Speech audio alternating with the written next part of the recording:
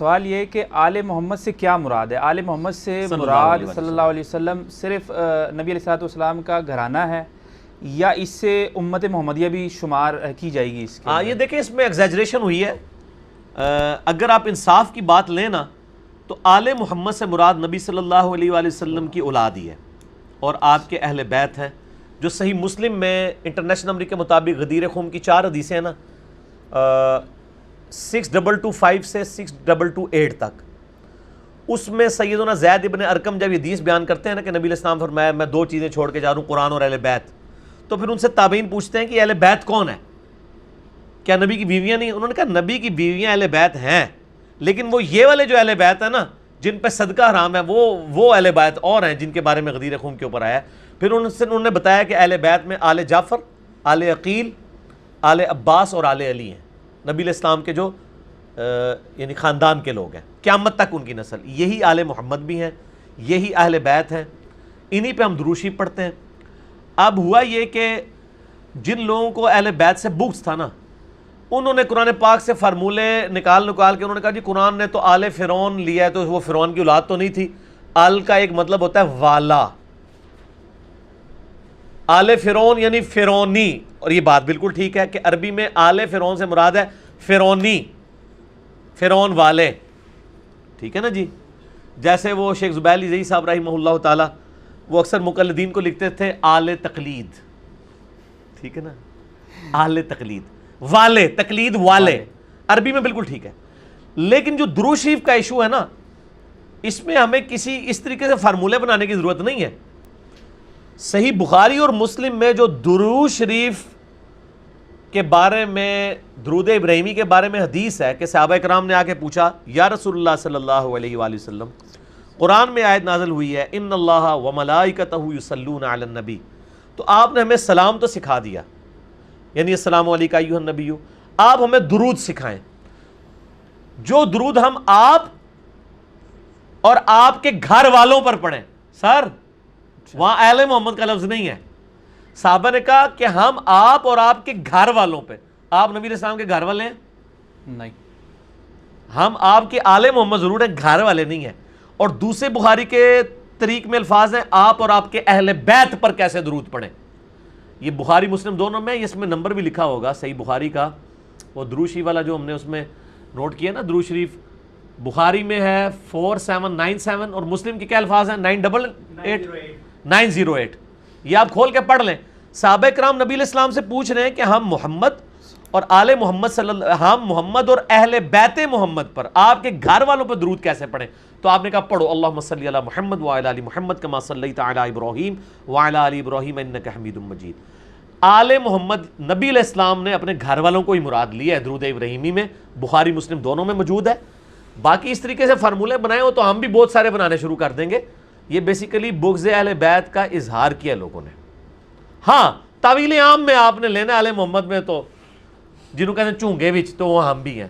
لیکن نبی علیہ السلام جب درود سکھا رہے تھے اس میں آل محمد آپ نے اپنے اہل بیت کو ہی فرمایا اور انہی پر ہی درود شریف پڑھا جاتا ہے.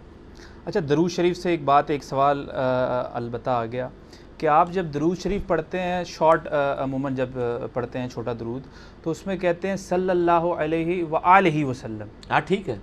تو ہم نے تو کبھی یہ اپنے جو ہے کہ کہتے ہیں ہم ہر جگہ ہی جاتے ہیں، دیوبند ہوں یا اہل الحدیث ہوں، تو ہم نے تو وہ صلی اللہ دیوبند علیہ اہل وسلم حدیث اور بریلوی تو درود شریف صرف صلی اللہ علیہ وسلم ہی پڑھتے ہیں. ہاں ٹھیک. اور اس میں بھی صرف اہل حدیث پڑھتے ہیں. دیوبند بریلوی تو عموماً درود شریف سکپ ہی کر جاتے ہیں، حضور نہیں فرمایا کہتے ہیں. اہل حدیث میں پھر بھی تھوڑا ہے کہ وہ درود شریف پڑھتے ہیں. ہاں اہل تشیع درود شریف پورا پڑھتے ہیں. تو یہ تو حقیقت ہے کہ قرآن پاک نے ہمیں جس درود کا پابند کیا ہے نا، وہ تو نبی علیہ السلام کی مبارک ذات پہ ہے. آپ نبی علیہ السلام بھی کہہ سکتے ہیں، نبی صلی اللہ علیہ وآلہ وسلم بھی کہہ سکتے ہیں، نبی علیہ الصلوۃ والسلام بھی. البتہ آپ کی اہل بیت پر درود شریف وہ آپ علیہ السلام نے خود سکھایا بھی ہے. جب پوچھا گیا آپ اور آپ کے اہل بیت پہ درود کیسے بھیجیں، قرآن نے حکم دیا ہے آپ پر بھیجیں.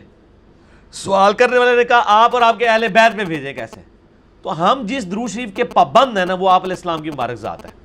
کیونکہ جامع ترمذی میں حدیث ہے وہ شخص کنجوس ہے جس کے سامنے میرا ذکر ہو اور مجھ پر درود نہ پڑے. اللہم صلی علی محمد وعلی آل محمد، مجھ پر سنگولر کا صیغہ. صحیح.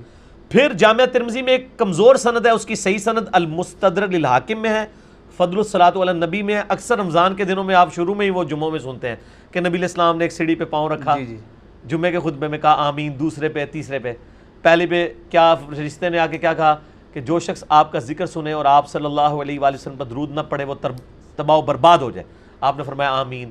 پھر کہا کہ جو رمضان کا مہینہ پائے اپنی بخشش نہ کروا سکے وہ تباہ و برباد ہو جائے۔ تیسری سیڑھی پہ کہا کہ جو ماں باپ دونوں یا دونوں میں سے ایک کو بڑھاپے میں پائے اپنی بخشش نہ کروا سکے وہ تباہ و برباد ہو جائے۔ آپ صلی اللہ علیہ وآلہ وسلم نے آمین فرمایا۔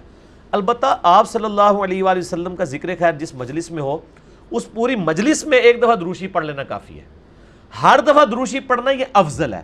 لیکن جو عشق رسول کے ٹھیکیدار بنے ہوئے ہیں، جو اپنے بزرگ بابوں کے نام جب بھی لیتے ہیں اتنی لمبی لمبی دموں کے ساتھ لیتے ہیں، ان کو تو ہم کہیں گے بھی آپ نبی علیہ السلام کا نام لیتے ہو، حضور نے فرمایا۔ اور میں آپ کو بتاتا ہوں، آپ ذرا یہ چینلز کھول کے دیکھیں نا، یہ کہتے ہیں کہ ہمارے پیر طریقت فلاں رہبر شریعت فلاں فلاں فلاں فلاں سے ہم نے سنا کہ حضور نے فرمایا، ان کے لیے اتنا لمبا نام ہوتا ہے کہ حضور نے فرمایا، اور ساتھ کو نیتیں بھی پڑھ رہے ہوتے ہیں، ابو الفلاں فلاں فلاں فلاں فلاں۔ تو نبی علیہ السلام کا جیسے ہی نام آتا ہے تو ساتھ ہی کہتے ہیں ان سے ہم نے سنا تھا، ایک حدیث سنی تھی کہ حضور نے فرمایا۔ وہ نبی علیہ السلام کے ساتھ وہ سارے پروٹوکول بھول جاتے ہیں۔ تو جو واجب ہے وہ صرف نبی علیہ السلام کے ساتھ ہی ہے، باقی آپ ان کے اہل بیت پہ کریں بہت اچھا ہے، اصحاب پہ پڑھیں اس سے اچھا ہے۔ البتہ ہم پہلے میں صلی اللہ علیہ وسلم پڑھتا تھا کئی 2-2.5 سال پہلے، پھر مجھے کسی نے توجہ دلائی کہ بھی آپ وآلہ بھی پڑھ لیں تو چلیں بہتر ہے، تو اس وقت سے میں کوشش ہوتی ہے کہ میں وآلہ کہوں۔ لیکن اس کے اوپر وہ جو ایک ضعیف روایت پیش کی جاتی ہے نا، جو مجھ پہ اور میری آل پہ درود نہ پڑے تو وہ اس کی دعائی قبول نہیں ہوتی، وہ کمزور روایت ہے۔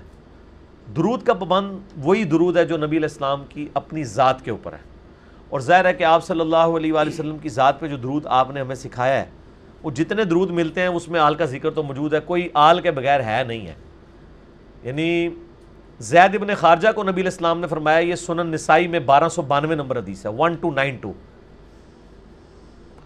کہ محمد صلی اللہ علیہ وسلم پر درود شریف کو لازم کرو اپنی دعاؤں میں، اور جب بھی دعا مانگو تو کہا کرو اللہم صلی علی محمد وعلی آل محمد۔ حالانکہ آپ صلی اللہ علیہ وسلم نے اپنا ذکر کیا، اس میں الفاظ یہ ہیں کہ اے زید مجھ پہ درود پڑھنے کو اپنی دعاؤں میں لازم کر لے، تو اب پھر صرف یہی ہونا چاہیے تھا اللہم صلی علی محمد، لیکن آپ نے کہا پڑھا کر اللہم صلی علی محمد وعلی آل محمد۔ پھر درود ابراہیمی میں نے آپ کو بتایا بخاری مسلم میں موجود ہے، آپ صلی اللہ علیہ وسلم کو جب ان اللہ وملائکتہ یصلون علی النبی سورۃ الاحزاب آیت نمبر 15 جو ہے 6 کے اگینسٹ آپ نے درود ابراہیمی سکھایا، اس میں بھی آل کا ذکر ہے۔ آل کے بغیر ابھی تک مجھے تو کوئی درود نہیں ملا ایبسولوٹلی۔ حدیث کی کتابوں میں جو آپ کا نام آتا ہے نا تو صلی اللہ علیہ وسلم ہی لکھا ہوتا ہے۔ اب وہ اس لیے کہ ہاں جی، وہ اس لیے کہ محدثین نے لکھا ہے، کاتبین نے لکھا ہے، یہ نبی صلی اللہ علیہ وآلہ وسلم نے اس طریقے سے اس کو اسٹیبلش نہیں کیا کہ آپ نے آل کے بغیر لکھنا ہے یا آل کے ساتھ ہے۔ البتہ یہ درود ثابت ہے، صحیح مسلم میں آپ نے حضرت عیسیٰ علیہ السلام کے لیے صلی اللہ علیہ وسلم استعمال کیا ہے، اسی سے محدثین نے لیا ہے، یہ بدعت نہیں ہے۔ تو محدثین جو صلی اللہ علیہ وآلہ علیہ وسلم بھی لکھ دیتے ہیں نا، یہ جائز ہے، وہ آل ہی کریں گے تو زیادہ بہتر ہے، کیونکہ قرآن پابند ہمیں صرف نبی علیہ السلام کے لیے کر رہا ہے۔ ہم تو اس سے بھی آگے سٹیپ جاتے ہیں کہ صحابہ کے ناموں کے ساتھ رضی اللہ عنہ ہو یا بزرگوں کے ناموں کے ساتھ رحمۃ اللہ علیہ کہنا کوئی ضروری نہیں ہے، وعید صرف نبی علیہ السلام کے بارے میں آئی ہے کہ آپ پر درود شریف۔ مسند احمد میں حدیث ہے کہ جو لوگ جنت میں داخل بھی ہو گئے اور دنیا میں کسی ایسی مجلس میں شریک ہوئے تھے جہاں پہ اللہ کا ذکر اور درود نہیں پڑا تھا، جنت میں بھی حسرت کریں گے کہ یار وہ ہمیں اجر مل جاتا۔ اس لیے ہم تو دیکھیں نا جی، ہم تو درود شریف پڑھتے ہیں، پھر اس انداز میں پڑھتے ہیں، پھر سٹارٹ میں کرتے ہیں، لوگ خود بخود درود شریف کی طرف جاتے ہیں، ٹھیک ہے نا جی۔